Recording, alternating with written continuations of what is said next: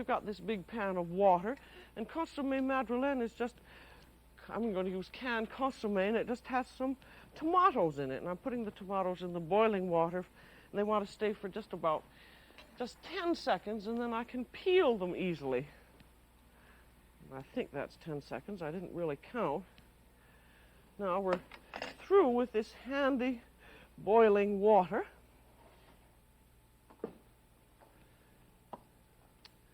And I'm just going to use some canned beef consommé. I think it's amazing what you can do with just a few little tricks with some of these canned convenience foods to make them taste like your own concoction. This you'll be able to serve either hot or cold, but it's going to be flavored up with the tomato and then with a few little herbs. And so the tomato, when you peel it, just peel the peel right into the consommé. And that'll be boiled up and then strained, and that just gives the consommé just a little extra taste. And I think 2 cans is going to be enough for 4 people. See how easily that peel comes off when you've just dropped it in the boiling water. There's your other one.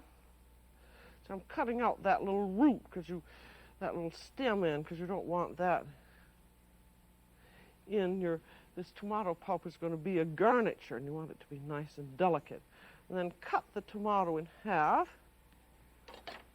and just squeeze all the juice and seeds into the soup. You want to try and get all of these seeds in. I mean, all of the seeds out of the tomato. Then that'll just heat in that. It'll just give a little tiny added flavor. And then take your tomato and just chop it up fine with a sharp knife. And this you can do ahead of time and just put in a little bowl, in the covered bowl in the refrigerator. You want to be sure that you're chopping the pulp and not mashing it.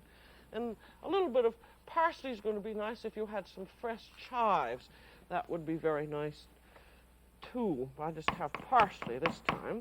But that's now all ready. And as I said, you could do that ahead any time you want. And then when you're ready to serve your soup, if it has simmered a little longer than it has here, it would be better because you get more of your tomato flavor. Just strain it, and then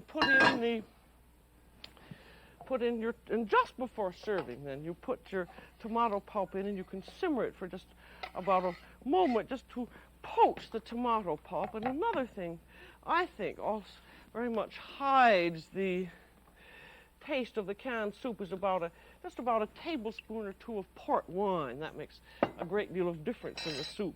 And this you can serve either hot or cold. If you chill it, because it's tomato consommé, it will gel very lightly, and the herbs are very pretty in it.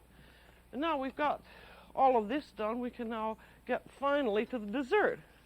And here's our chocolate, and the cream is hot, and the chocolate's practically melted there. It just needs a little bit of stirring around.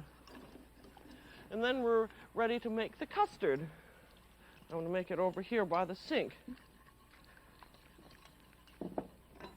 Now, a pot de crème au chocolat, a lot of people think a pot de crème is a chocolate mousse, but it isn't. Because in French culinary language, anything that says crème, that's C-R-E-M-E, is a custard, and a custard is eggs and egg yolks and liquid cooked together in a body, and that makes a crème. That's a good thing to remember.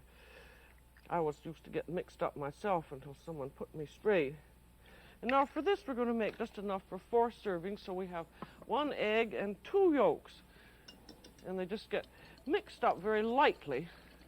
We don't want them to foam up. And then this hot chocolate and cream, we've got to stir that up a little bit more. gets very gradually poured in. And this is always with anything with eggs in, so that they won't scramble when you add something hot.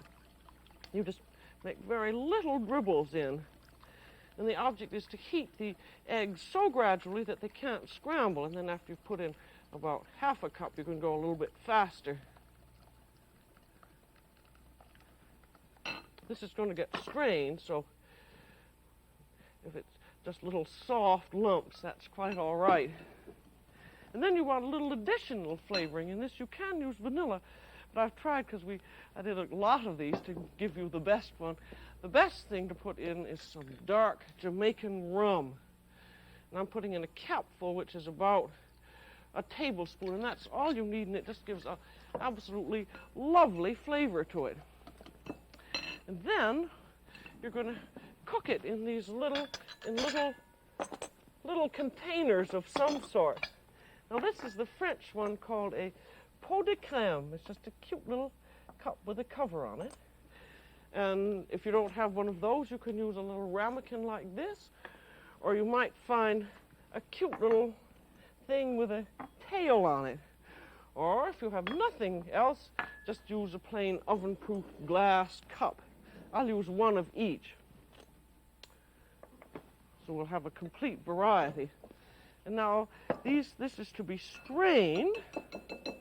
You always, with a custard, you have to strain it because there might be some little bits of eggshell, or those little sort of white knobs that are in the egg white. I don't see any there, but this is always the right thing to do because you don't want any little lumps in your custard.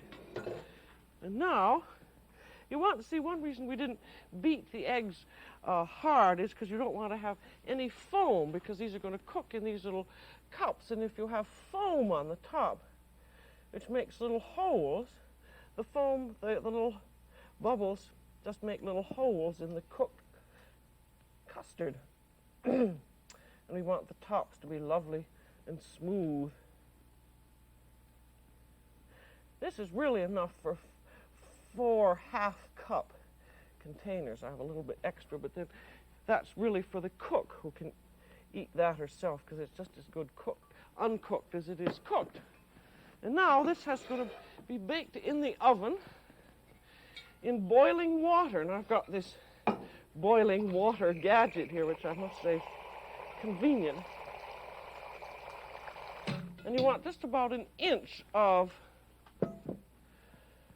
water, or enough to come at least halfway up the ramekins. And with these little tiny pot de crème, even if they have a cover, you don't cook it with the cover, because it just doesn't do very well cooked with the cover, but you have to cover it with something. So I'm taking some aluminum foil and putting it loosely on, and then I have to go very